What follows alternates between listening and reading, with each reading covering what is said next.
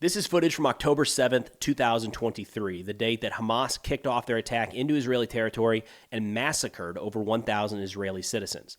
Here we are, a full year later. The war is far from over and has actually expanded in multiple directions. And one of those we're going to look at today through the lens of Hezbollah and IDF footage is the increased fighting in the north. Now, on top of all that, we're going to sprinkle in actually a good news story, kind of amidst the tragedy of war that personally I feel like hasn't gotten enough attention, but it's worth mentioning. Now, as we look at this footage from a full year ago, it's worth mentioning that Hamas is not yet defeated. They still very much exist in the Gaza Strip. There's still more than 100 Israeli hostages being held by Hamas. And just earlier today, on the one-year anniversary of this massacre, Hamas managed to launch rockets from the Gaza Strip that landed inside of Israeli territory. Now, most of the focus recently has been up north. Of course, we are still waiting day in and day out here for what is expected to be an Israeli response to the Iranian missile attack a couple days ago. That could happen at any point. But in terms of kinetic military activity, much of that has been in southern Lebanon, with Israel conducting pretty significant airstrikes all across the country, really targeting Hezbollah leadership in Beirut and then fighting positions in the southern portion of the country. We actually just got this week this clip, which was released by Hezbollah. It is the first footage that they have put out since Israeli forces announced that they're operating in Lebanon. And this clip is really designed to show Hezbollah and their supporters that they are actively engaged in combat operations with Israeli forces. Now, you're not going to actually see any Israeli forces in this clip, which of course means that it could be staged. But to be fair, a lot of the Israeli footage I'm going to show here in a minute also doesn't show any Hezbollah operatives, and there might be a reason for that we'll get into later. Now, Hezbollah, by and large, has a much more robust media operation than Hamas. It's night and day. So it's really slowed down in recent weeks, probably due to the increased Israeli targeting of Hezbollah leadership. You got to think that at least some of their PR or media people were involved in some of those strikes. So in turn, we're not seeing nearly as much out of Hezbollah, but we will, I would expect, in the coming days and weeks. Just, again, following the model that Hamas showed, they want to show their supporters that they are actively engaging Israeli forces and they're fighting back, trying to push Israel out of southern Lebanon. And the way to do that is not just with text announcements like we've seen so far, but actual video footage as well. Now, a lot of the video footage that we have seen from Hezbollah looks like this. And this is another one just from this previous week where they like to highlight their, in this case, drone, but also missile and rocket attacks into Israeli territory. These slowed a little bit kind of during the peak targeting of Hezbollah leadership. They've picked back up in recent days, really keeping Israeli air defense pretty busy in the northern portion of the country. And they've had some success, Hezbollah has. We've seen a handful get through to Israeli military bases in the north. And just yesterday, there was footage of a couple impacts in Haifa. So Hezbollah still has that capability to find ways to penetrate Israeli air defenses. And from what we can tell up north, it's not the saturation attacks like we saw from Iran, but maybe Hezbollah finding gaps, if you will, in the Israeli air defense coverage and managing from time to time to inflict actual damage like you're seeing here. It's still not enough to stop Israel from conducting offensive operations, but it is notable. Now, turning to the good news story, if you will, that I feel like is worth mentioning. The girl that you're seeing in the video here is named Fawzia Amin Sido. She's a 21-year-old Yazidi from Iraq. 10 years ago, 2014, when Islamic State was kind of rampaging through Iraq, they captured her. They abducted her and eventually sold her into slavery, if you will, sex slavery, as a lot of folks have reported. So what happened at this time in northern Iraq as Islamic State was moving across the country? They came across the Yazidis and they were executing and torturing most of the adults. The children they were selling, again, into slavery, and Fawzia was one of those that was sold. She was trafficked then to Syria, eventually trafficked down to Turkey, where they found a way to get her a passport. From there, she was moved to Egypt, and this is all coming from Fawzia, right? She was moved to Egypt and then subsequently trafficked into the Gaza Strip, where she was sold to a Palestinian man with connections both to Hamas as well as Islamic State. Now, the connection to the Islamic State there might only be that he knew the person who was trying to sell Fawzia, but nonetheless, that's how she got there. Now, she was apparently forced into marriage with this man, and he controlled her for a long time. I think it was 2020 she moved into the Gaza Strip.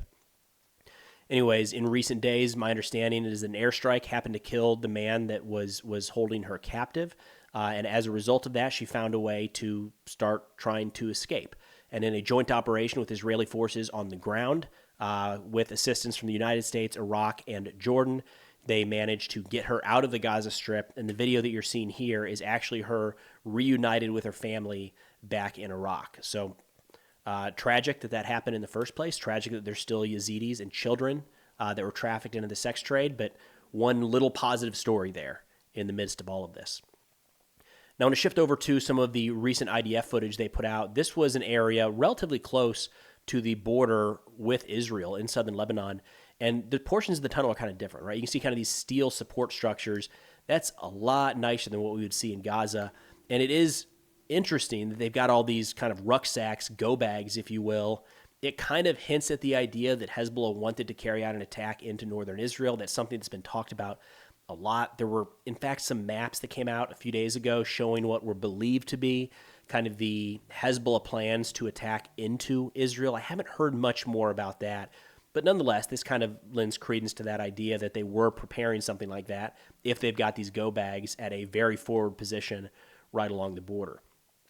You can see a lot of time and energy went into building these, not just to protect the Hezbollah fighters from airstrikes, to be fighting positions, but to actually live here.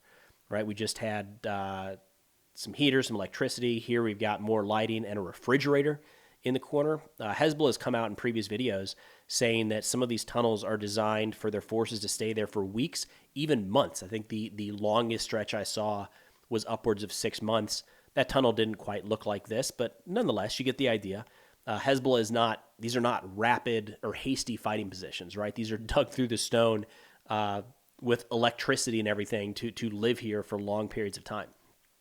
Now, this specific tunnel, Israel actually went in and filled with concrete, so it must have been, again, relatively close to the Israeli border to be able to move some of these cement mixers up close. I guess this is one way of dealing with it. In a lot of cases, we did see Israel just plant explosive charges and kind of destroy the entire tunnel. In this case, it looks like they're filling some of them in. I'm not so sure about this. A couple different clips showing that, but it seems like the amount of concrete that would be needed to do that would be significant compared with just like collapsing it in on itself. Most of what we've seen throughout the Gaza Strip is the detonating of the tunnel. It seems like that's a lot faster and easier and more effective than this, but nonetheless, this was one way that Israel carried it out this week.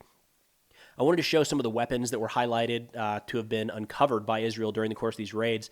This is a very, very different arsenal than what they came across in the Gaza Strip. A lot of weapons still in the packaging, in the boxes, in the containers, properly stored, right? We got a tunnel there. I think we're going to go down to that tunnel here in a minute.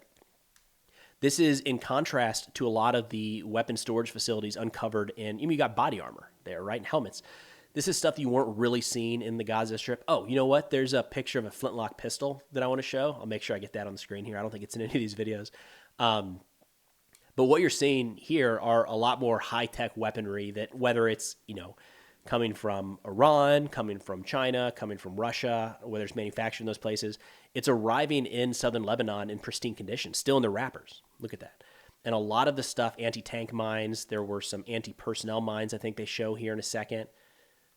Rather advanced, there's some anti-personnel mines, and then a whole, boxes of ammo, grenades, RPGs.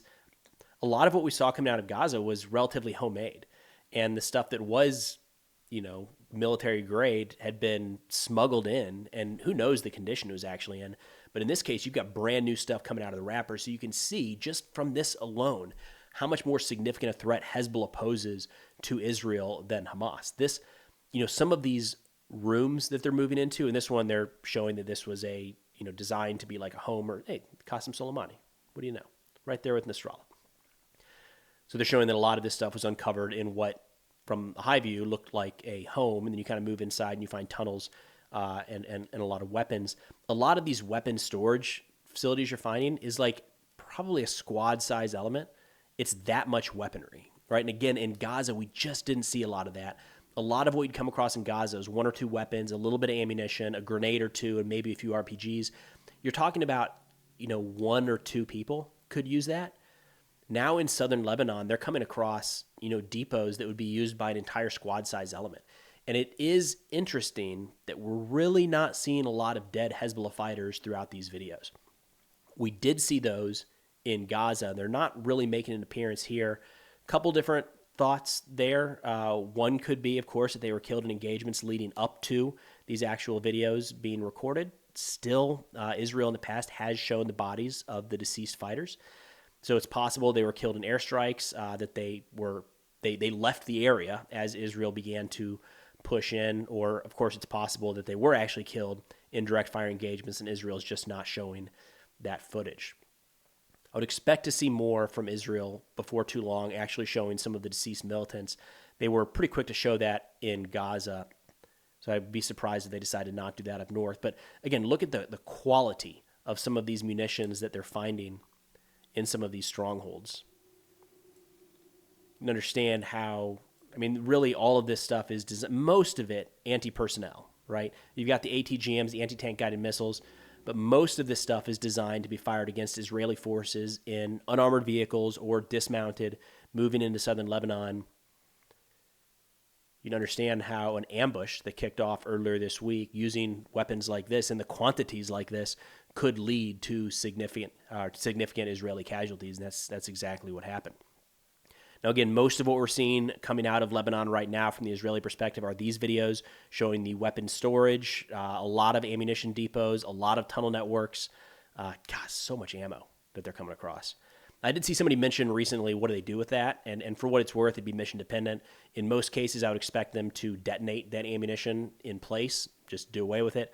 The reason for that is you don't actually know the quality, or if it's good or not. Most of those weapons types Israel doesn't use as well, so it's not like they're going to pull it into their inventory, and it's just easier to do away with it in a controlled det than try to carry it out of there and move it to another location. Wrapping up here with quite a few Israeli airstrikes against Hezbollah targets in southern Lebanon, as well as further north in Beirut. This air campaign has been staggering in the last couple weeks. In a lot of ways, it looks like it's really crippled Hezbollah's ability to respond to the Israeli incursion into South Lebanon. I would expect in the coming days and weeks to see this continue as Israeli forces continue to advance throughout the southern portion of the country. But that's all I got for now. Of course, if interested in this or other national security subjects, be sure to check out our reader-funded publication called Between the Lines. It's linked in the description below. But thanks for watching, and I'll see y'all next time.